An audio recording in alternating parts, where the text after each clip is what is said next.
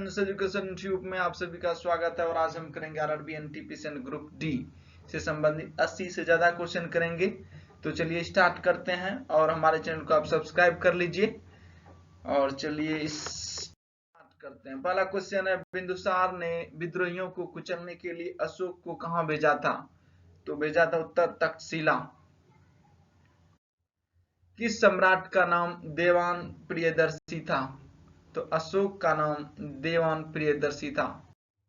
किस राजा ने कलिंग के युद्ध में नरसंहार देखकर बौद्ध धर्म अपना लिया था? तो उत्तर अशोक ने। कलिंग का युद्ध कब हुआ था? तो 261 ईसा पूर्व कलिंग का युद्ध हुआ था। प्राचीन भारत का कौन सा शासक था जिसने अपने अंतिम दिनों में जैन धर्म को अपना लिया था? तो वह था चंद्रगुप्त मौर्य। मौर्य साम्राज्य में कौन सी मुद्रा प्रचलित थी? तो पन मुद्रा प्रचलित। अशोक का उत्तराधिकारी कौन था? तो अशोक का उत्तराधिकारी कुणाल था। अर्थशास्त्र का लेखक किसके समकालीन था? तो चंद्रगुप्त मौर्य के समकालीन था। मौर्य काल में शिक्षा का प्रसिद्ध केंद्र कौन सा था?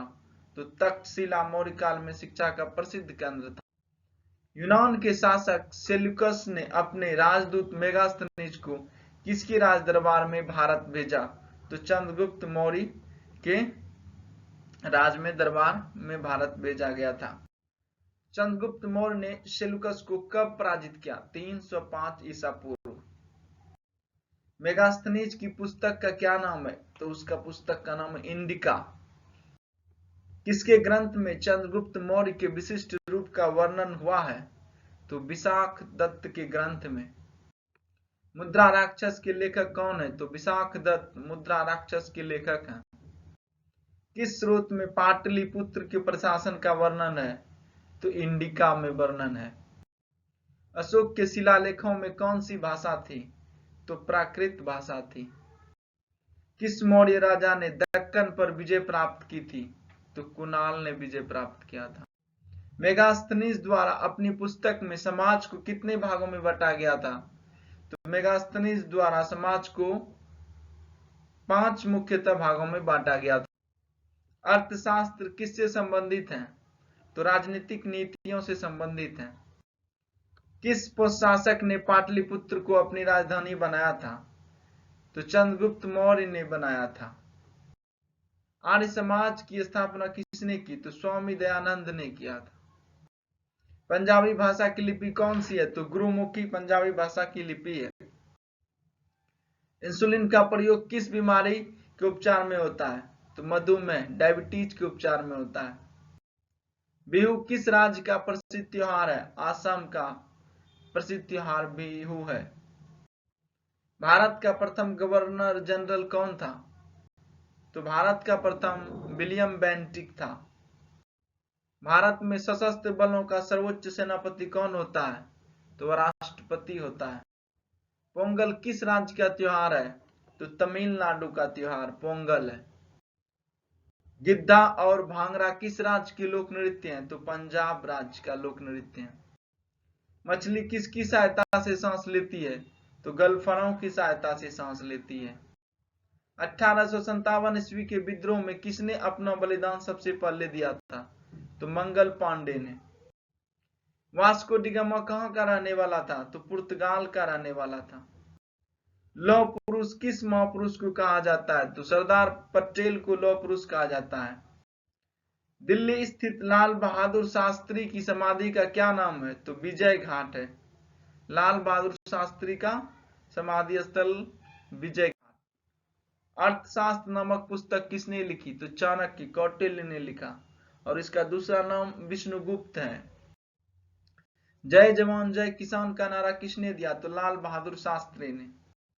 संविधान सभा का स्थायी अध्यक्ष कौन था? तो डॉक्टर नरेंद्र प्रसाद।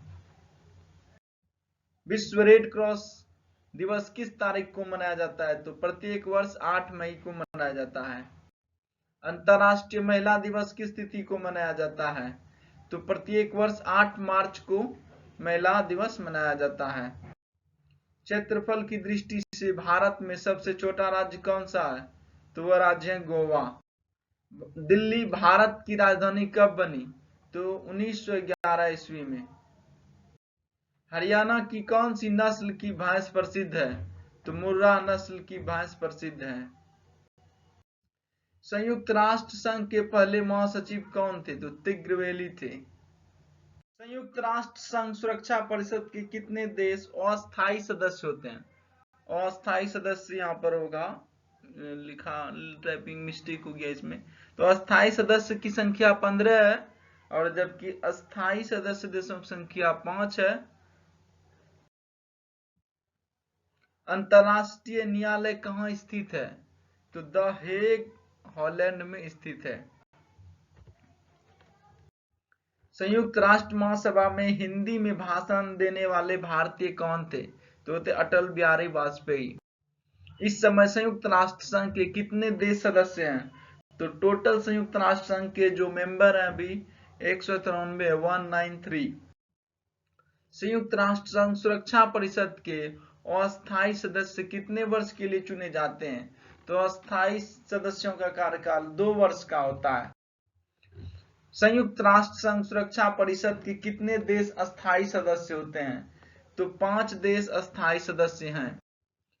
किस विटामिन की कमी से खून का रुकाव बंद नहीं होता है? तो वह विटामिन के। संविधान के किस अनुच्छेद द्वारा हिंदी को राष्ट्रभाषा घोषित किया गया? तो अनुच्छेद 343 के द्वारा 343। ओलंपिक खेलों का आयोजन कितने वर्षों बाद होता है? तो प्रत्येक 4 वर्षों के बाद। अंतरराष्ट्रीय मानव अधिकार दिवस कब मनाया जाता है? तो 10 दिसंबर को। संयुक्त राष्ट्र संघ का 193वां सदस्य कौन सा देश बना था? तो वह बना था साउथ सुडान, दक्षिण सुडान या अफ्रीका कंटिनेंट का एक कंट्री है। प्रसिद्ध शीतला माता मंदिर कहाँ स्थित है? तो यह गुड़गांव हरियाणा। विशाल हरियाणा पार्टी किसने बनाई थी? तो राव वीरेंद्र सिंह ने। हिंदी दिवस कब मनाया जाता है? तो 14 सितंबर को। हरियाणा के पहले मुख्यमंत्री कौन थे? तो पंडित भगवत दयाल शर्मा। हरियाणा का क्षेत्रफल कितना वर्ग किलोमीटर है? तो 44,212 किलोमीटर। किस देश की स्थल सीमा सर्वाधिक देशों के साथ लगती है? तो चीन। संयुक्त राष्ट्र संघ का मुख्यालय कहाँ स्थित है? न्यूयॉर्क। भारतीय मरुस्थल का नाम क्या है? थार, राजस्थान। निम्न में से कौन सी धातु बिजली की सबसे अधिक सुचालक है? तो वह है चांदी। पृथ्वी अपनी धुरी पर किस दिशा में घूमती है? पश्चिम से पूरब। बैरोमीटर के पठन में तेजी से गिरावट किस बात का सूचक होता है? तो तूफान का। स्वतंत्रता मेरे जन्मसिद्ध अधिकार है और मैं लेकर रहूंगा, किसने कहा था? तो यह कहा था बाल गंगाधर तिलक, और उसे लोकमान्य तिलक भी कहा जाता है। हमारी आकाश गंगा का नाम क्या है? तो दुग्ध मेखला या मिल्की वे है। हिंदी भाषा का पहला समाचार पत्र कौन सा है? तो है उदंत मार्तंड। भारत ने आखिरी बार हॉकी में स्वर्ण पदक कहां और कब जीता था? तो आखिरी बार 1980 और मॉस्को में जीता था। ओलंपिक खेलों का आयोजन कितने वर्षों बाद होता है? तो प्रत्येक 4 वर्षों के बाद होता है। हरियाणा के राजकवि कौन कहलाते हैं? तो उदय भानु हंस को हरियाणा के राजकवि कहलाते हैं। आधुनिक ओलंपिक खेलों की शुरुआत कब और कहां हुई? तो एथेंस यूनान में 1896 ईस्वी में स्टार्ट हुआ था। काजीरंगा राष्ट्रीय अभयारण्य किस राज्य में है? तो यह आसाम में।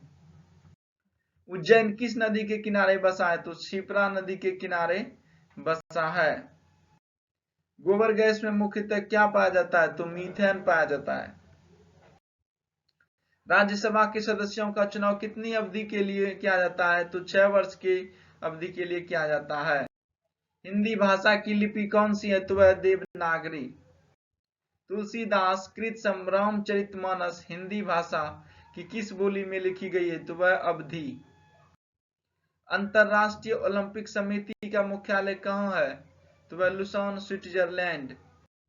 ओलंपिक ध्वज में कितने गोले हैं? तो ओलंपिक ध्वज में 5 गोले हैं। भारत ने किस खेल में ओलंपिक खेलों में 8 बार स्वर्ण पदक जीता है? तो वह hockey. Thanks for watching, like share and subscribe. I hope यह वीडियो आप लोगों को पसंद आया होगा। कम समय में ज्यादा क्वेश्चन हमारे वीडियो के थ्रू आप कर सकते हैं। तो इस तरह के वीडियो आप हमारे चैनल को विजिट करिए, वहां पर आपको मिलेंगे।